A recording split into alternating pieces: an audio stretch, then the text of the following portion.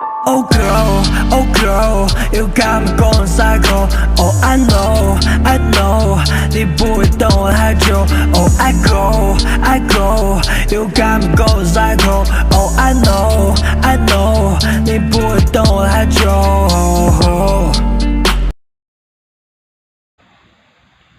Assalamualaikum warahmatullahi wabarakatuh. Selamat pagi untuk Ibu Sugihartati selaku dosen saya pada mata pelajaran kesetaraan gender. Dan selamat pagi untuk teman-teman semuanya. Perkenalkan, nama saya Dila Krisdianti, NIM 211M10016. Di sini saya akan mempresentasikan materi saya yang berjudul pembangunan yang inklusif. Berikut ini yaitu visi pembangunan inklusif. Semua difabel harus memiliki keterlibatan yang sama dengan yang lain, sama berdayanya dengan orang lain, dan juga menikmati hak yang sama dengan semua kalangan. Pembangunan yang inklusif memiliki strategi utama pembangunan, yaitu dengan menciptakan lapangan kerja produktif dan menguntungkan, penyediaan jaring pengaman sosial yang efektif dan efisien untuk melindungi mereka yang tidak mampu bekerja. Pembangunan yang inklusif memiliki strategi utama, yaitu dengan menciptakan lapangan kerja produktif dan menguntungkan, penyediaan jaring pengaman sosial yang efektif dan efisien untuk melindungi mereka yang tidak mampu bekerja atau yang terlalu sedikit mendapatkan manfaat pembangunan peningkatan. Pelayanan publik dasar dan dukungan pembangunan dan pertumbuhan ekonomi harus dapat memberikan kontribusi yang signifikan bagi upaya pengentasan kemiskinan dan pemerataan pembangunan yang harus dilaksanakan secara berkelanjutan dan inklusif. Namun, permasalahan adalah saat ini masih berbentuk model pembangunan yang eksklusif, pembangunan yang hanya menjadikan aspek pertumbuhan ekonomi sebagai satu-satunya tujuan pencapaian, sehingga terkadang terjadi pertumbuhan ekonomi yang tinggi tanpa pemerintahan kesejahteraan yang disertai dengan tingginya angka pengangguran, tingkat kemiskinan yang tinggi, dan angka Gini ratio yang semakin melebar, serta daya dukung lingkungan yang terus-menerus semakin melebar dan terdegradasi sebagai akibat proses pembangunan. Banyak kelompok yang terpinggirkan dari pembangunan karena jenis kelamin, etnis, usia, orientasi seksual, kecacatan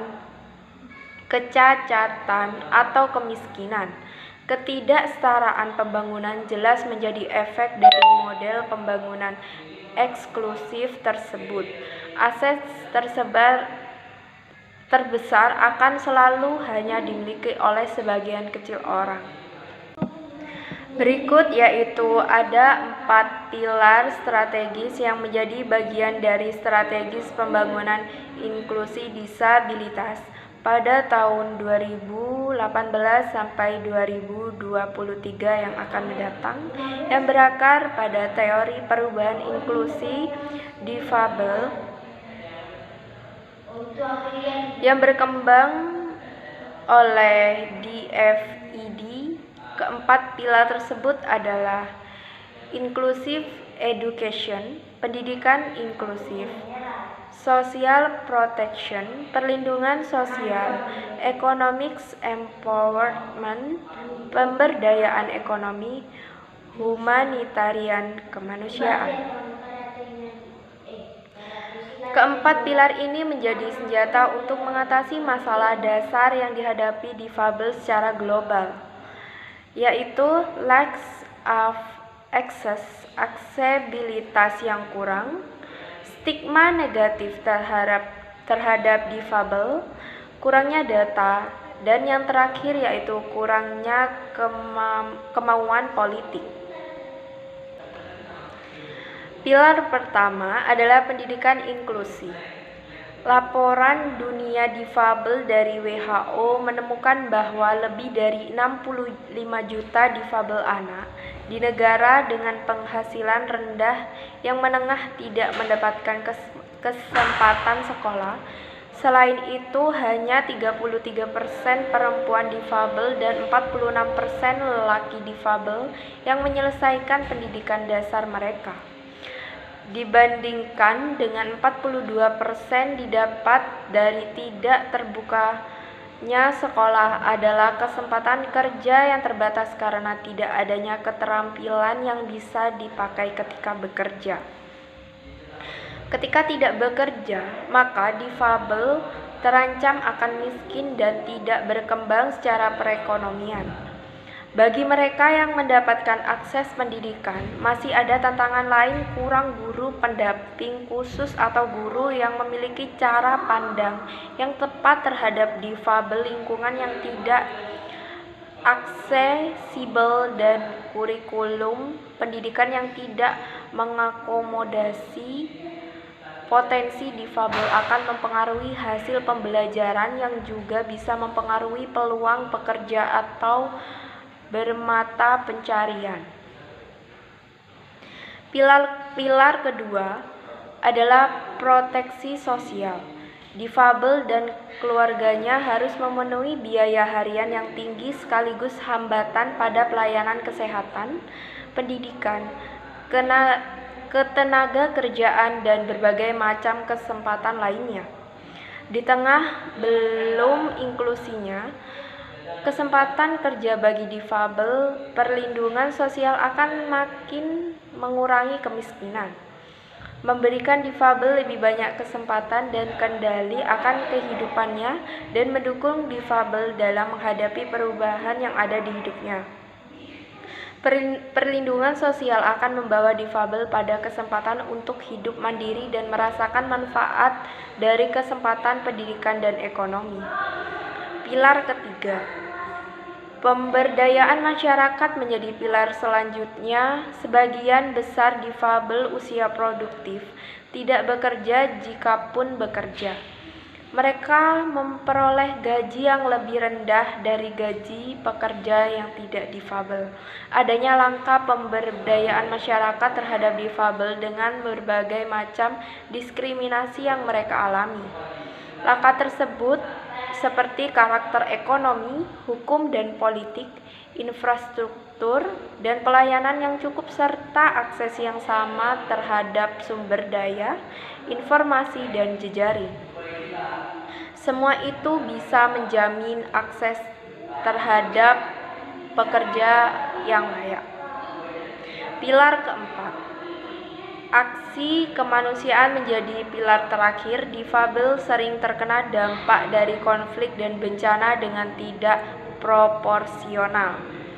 Nyawa mereka rentan terancam jika mereka tidak mampu mengevaluasi diri mereka sendiri, memperoleh posko pengungsian, atau memperoleh informasi yang pasti tentang apa yang sedang terjadi di daerah mereka. Selain itu, difabel juga rentan kesetaraan partisipasi politik bagi semua kelompok masyarakat. Bagi masyarakat sipil, ada banyak hal yang bisa dilakukan. Pertama, masyarakat harus mengubah cara pandang dan persepsi terhadap kelompok masyarakat yang tereklusi. Setelah itu, masyarakat bisa mempengaruhi pembuatan kebijakan dengan memberikan saran. Lalu, masyarakat sipil perlu untuk memberikan pelayanan kepada masyarakat tereklusi ketika negara tidak hadir. Dalam pembangunan yang inklusif, dibutuhkan sumber daya manusia yang terlibat langsung dalam proses pembelajaran non-akademik dan yang tidak terlibat langsung dalam pembelajaran non-akademik. Mereka membentuk satu tim saling bekerja sama dalam proses penyelenggaraan pendidikan. Berikut tenaga-tenaga yang dibutuhkan meliputi sumber daya manusia yang terlihat langsung dalam proses pembelajaran, yaitu guru kelas, guru bidang studi olahraga, agama, guru pendamping khusus, guru BK, bimbingan konseling, dan konsultan pendidikan khusus. Sumber daya manusia yang tidak langsung terlibat dalam proses pembelajaran namun sebagai pendukung yang merupakan tim ahli. Sumber daya manusia yang tidak langsung terlibat dalam proses pembelajaran namun sebagai pendukung merupakan tim ahli yang terdiri dari terapis, yaitu okupasional terapis, fisioterapis, speks terapis, dan lain-lain, ahli gizi dokter umumnya dan spesialis anak, psikiatri anak THT, dokter gigi, pekerja sosial, tenaga administrasi. Masing-masing tenaga sebagai sumber daya manusia memiliki tugas masing-masing dalam proses penyelenggaraan pendidikan. Mereka membentuk satu tim dalam memecahkan masalah-masalah yang dihadapi oleh peserta didik.